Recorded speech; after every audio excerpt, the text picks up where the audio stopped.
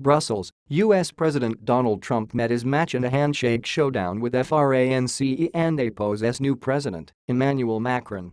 At their first meeting, ahead of a NATO summit in Brussels on Thursday, the two men locked hands for so long that knuckles started turning white. Trump finally seemed ready to pull away, but Macron evidently wasn't and APO's tea. The French leader held the shake for a few seconds more. Both Emmanuel and APO's jaws seemed to clench. Trump has described himself as a germ freak and called handshakes barbaric.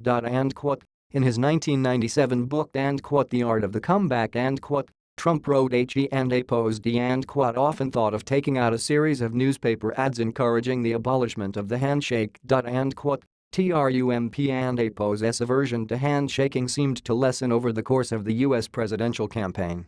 He and APO's now deep into an inaugural world tour that has forced him to exchange hand greetings with leaders from Israel to the Vatican. Macron won France and APO's election this month by positioning himself as the anti-Trump, embracing globalization and immigration. But as a 39-year-old who has never held elected office, Macron clearly was excited about the appearance with the U.S. president, which cemented his status as a new global player and as a formidable handshaker. Later, Mr. Trump extended his hand to Mr. Macron, while the leaders gathered prior to the remarks at the unveiling of NATO and APO's Article 5 and Berlin Wall memorials.